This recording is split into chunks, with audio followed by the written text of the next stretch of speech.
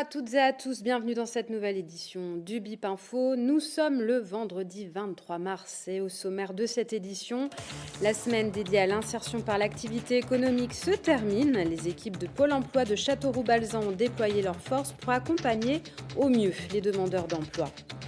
Dernier numéro de la semaine des médias et de la presse à l'école, direction Sainte-Lisaigne dans l'Indre.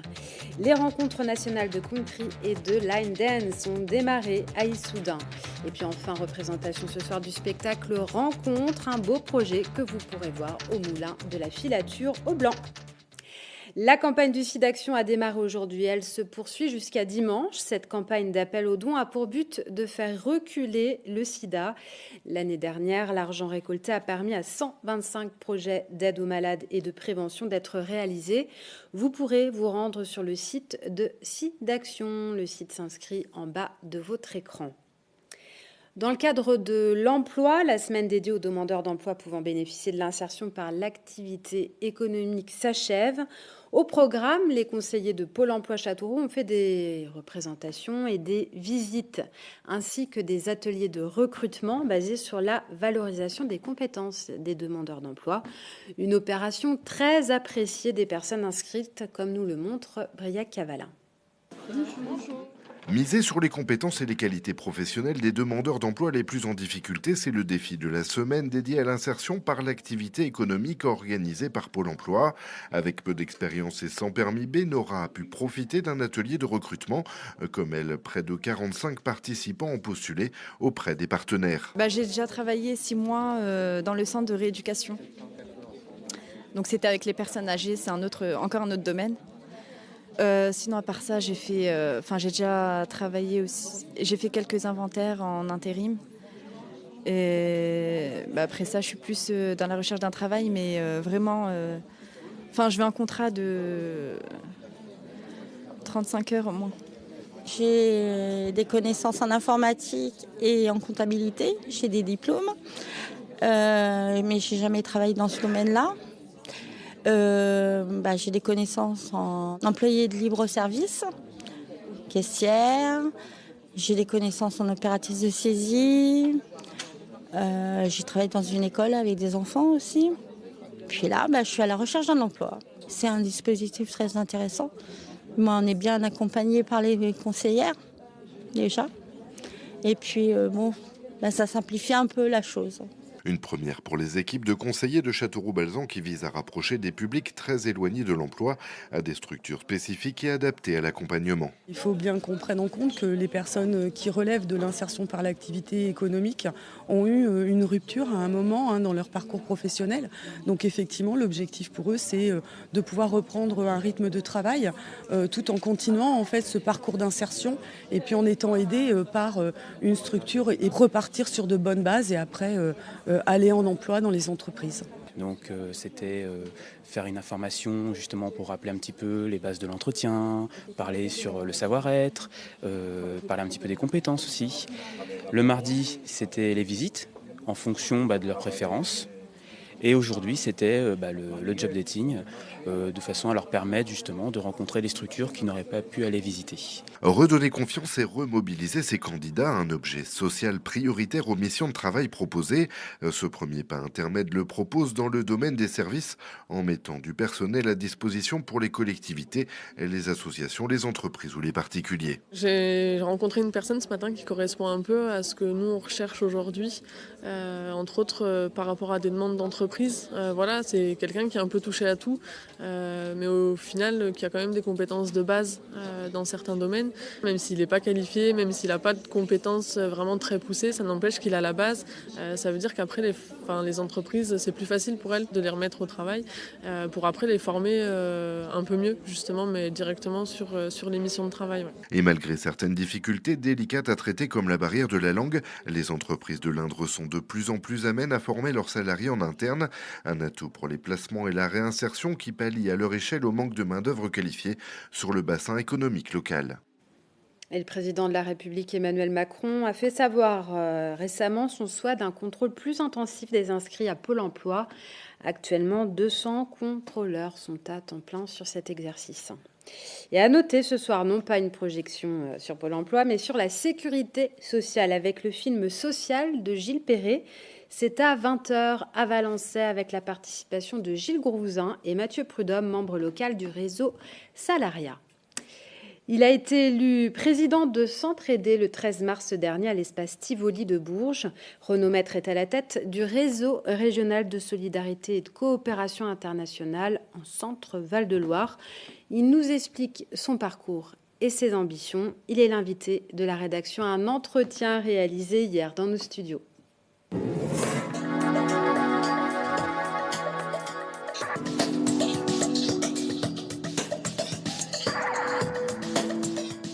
Renaud Maître, bonjour. Bonjour. Bienvenue à Bip TV. Merci de me recevoir. Une première pour vous. Vous succédez à Tony Benlaoussine, qui est à la tête de Centraidé depuis 8 ans. Oui. Voilà, vous prenez sa place en région Centre-Val de Loire. Alors, on va essayer de faire connaissance avec vous un petit peu plus en quelques minutes. Donc, vous êtes aussi très engagé au niveau des associations, plusieurs casquettes. Vous allez déjà nous parler de l'association Médina. Je crois que vous y êtes membre. Oui.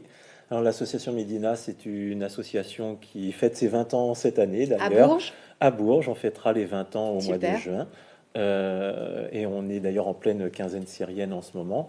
C'est une association qui a été créée par le docteur Franck Carré et son épouse, Manuela de Oliveira, qui est une association humanitaire internationale d'aide aux victimes de conflits civils. Voilà. Donc on a été créé au Kosovo, ensuite nous sommes allés en Tchétchénie, et là, à l'heure actuelle, nous avons 2 zones d'intervention, une en Syrie, à côté d'Alep, et une à Gaza, où on a 3 maisons d'accueil des enfants et des équipes mobiles.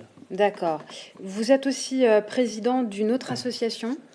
Alors, il se trouve qu'en 2011, j'ai fondé avec 2 amis, René Duplay et Auguste d'Orléans, le foyer de jeunes travailleurs de Bourges. Nous avons repris les actifs d'une ancienne structure qui a été liquidée, et qui est 3 rue du Moulon à Bourges, où on a une centaine de logements en gestion, un centre d'insertion, de formation, un restaurant associatif et un hôtel d'entreprise. Donc ça, c'est l'association Tivoli, c'est ça ? L'association Tivoli Initiative. Avec un S, les initiatives. Les initiatives. Alors, voilà, c'est pour les jeunes. Hein. Oui. Alors, qu'est-ce qu'il faut pour venir vous voir ? Alors, pour intégrer, alors si c'est la partie hébergement, pour intégrer la partie hébergement, il faut avoir entre 16 et 25 ans. D'accord. Être dans un parcours de formation, d'insertion. Le terme travailleur, en fait, maintenant, il est un peu galvaudé pour les FJT. On dirait plutôt résidence habitat jeune. Effectivement, il y a 30 ans, le terme foyer de jeunes travailleurs, les jeunes étaient des travailleurs. Maintenant, les jeunes qui ont entre 16, 25, 28, 30 ans, ils sont plus encore dans des parcours de formation, d'insertion, avec des problématiques diverses d'accès à l'emploi pérenne, on va dire. Très bien. J'imagine que tout ce parcours d'engagement dans les associations, ça aide à devenir président de Centraidé. Oui, je pense que c'est un des critères qui a fait que les administrateurs du conseil d'administration de Centraidé m'ont accordé leur confiance pour succéder à Tony. Je pense que pour prendre la tête d'une fédération d'associations comme ça, il faut avoir eu peu ou prou une expérience assez soutenue dans le monde associatif, savoir ce qu'est d'être membre d'un bureau, au moins être secrétaire, trésorier ou président d'association, d'avoir l'expérience du monde associatif, un réseau, et je suis fier et assez humble d'ailleurs, je viens avec en toute humilité, parce que pour succéder à Tony, il faut quand même... Tony qui reste quand même président d'honneur. Oui, hein. Oui, parce que d'abord il n'allait pas nous lâcher comme ça, si je puis dire. Le conseil d'administration a voulu qu'il soit président d'honneur. Comme ça lui permet d'une part d'avoir cette image un peu tutélaire et historique, cette épaisseur à côté de moi, et moi j'en aurais besoin pour m'aider, pour m'épauler. Voilà. Alors, vous avez une autre casquette également, celle de conseiller départemental du Cher. Oui. Ça aussi, ça peut aider justement cette vision politique dans cet engagement. J'en suis convaincu. Je pense que lorsque l'on va parler... qui a un préfet de région, qui a un préfet de département, on ne sera pas reçu de la même façon si on est un élu du territoire ou si on n'est pas un élu du territoire. On aura une autre écoute. il y aura une autre approche. Et je pense que cette écoute différenciée et cette approche différenciée apporte un plus pour la structure que l'on représente. D'accord. Ouais. Alors, à vos yeux, s'entraider, justement, ça représente quoi? À vos mes yeux et dans votre cœur. Ah, dans mon cœur. S'entraider, c'est tout ce qui concerne la coopération décentralisée, toute la solidarité et la solidarité internationale. C'est des centaines d'adhérents qui travaillent sur tous les continents à travers le monde. C'est l'altérité, c'est l'apprentissage de l'interculturalité. C'est aussi faire un peu de don de soi pour se dire que nous, on a de la chance dans nos pays occidentaux, en tout cas en France, et qu'ailleurs, l'accès à l'eau, l'accès aux soins, l'accès à l'éducation, l'accès à une alimentation, c'est pas évident. Et sans parler d'autres choses qui seraient plus ontologiques et philosophiques, c'est pas du tout évident. Et on a la chance ici en France d'avoir une population qui est très militante dans le monde associatif. Il faut savoir qu'en France, il y a presque de 12 millions de personnes qui, peu ou prou, par an, vont passer par le milieu associatif, donner de leur temps pour s'engager.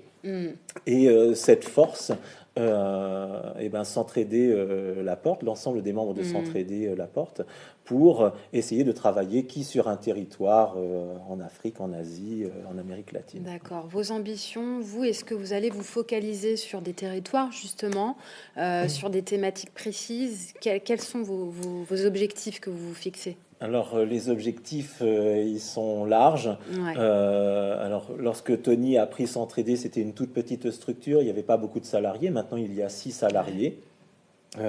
D'une part, ici en France, il faut soutenir les porteurs de projets que sont les présidents d'associations, les membres de bureaux d'associations qui se créent sur le territoire, pour les accompagner, les soutenir, leur montrer comment on fait pour obtenir peut-être une subvention ou pour monter un projet et avoir la capacité d'intervenir dans leur zone d'intervention, leur pays d'intervention, en fonction de la spécificité de leur association.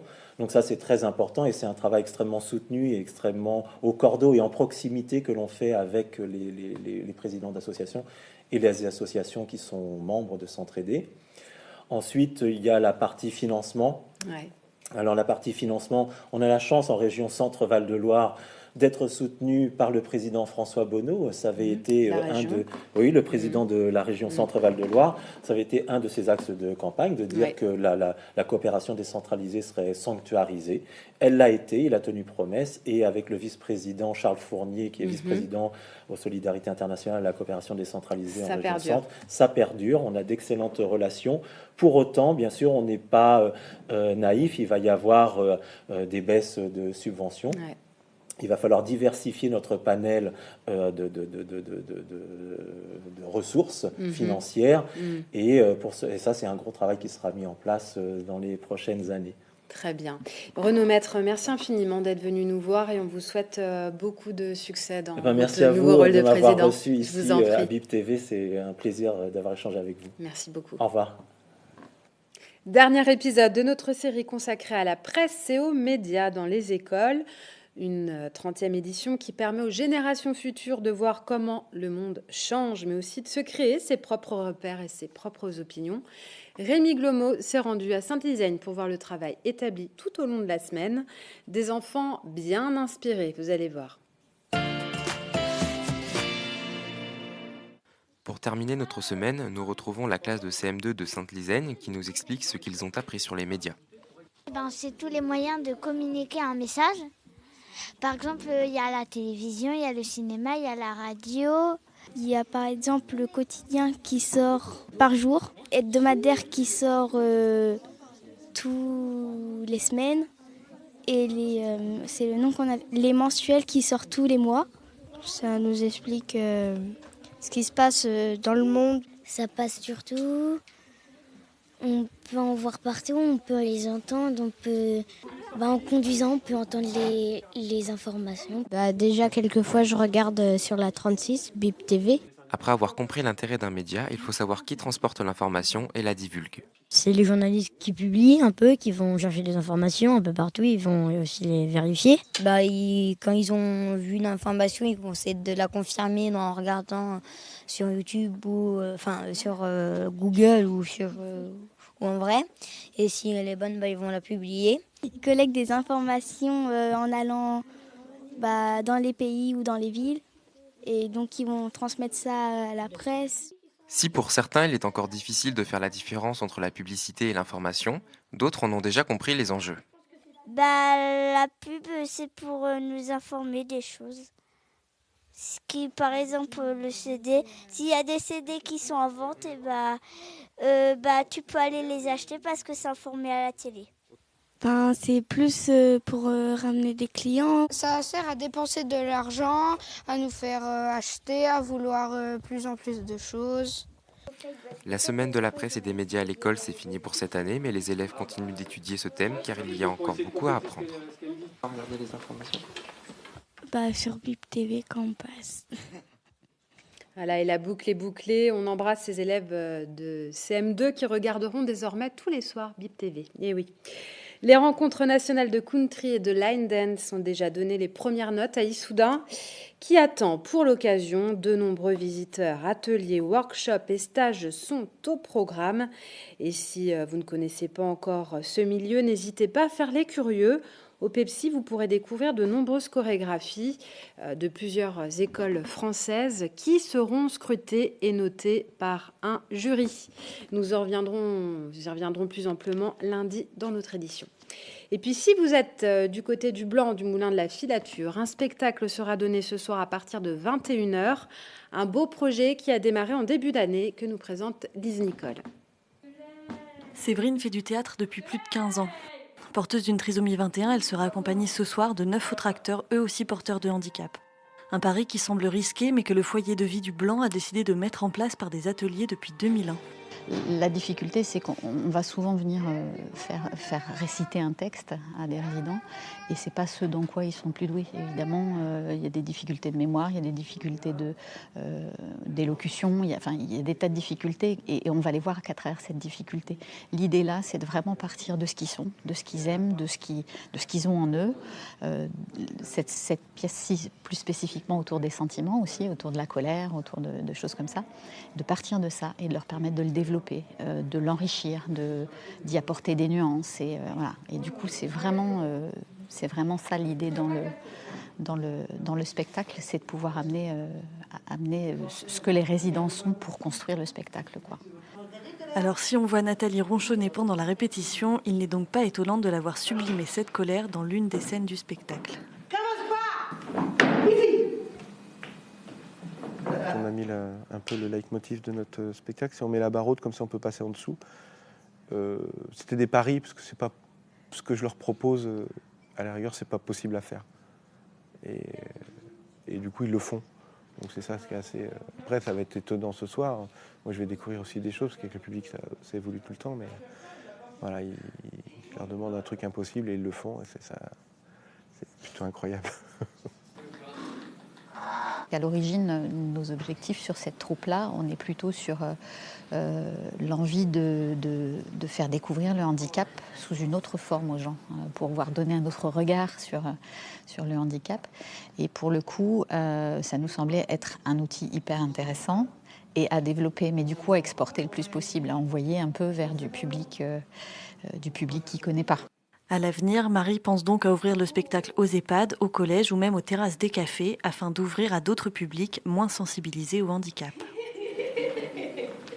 Et avant ce spectacle au même endroit, il y aura à 18h30 un débat avec la Ligue des droits de l'homme sur les migrations des personnes, des droits et des obstacles.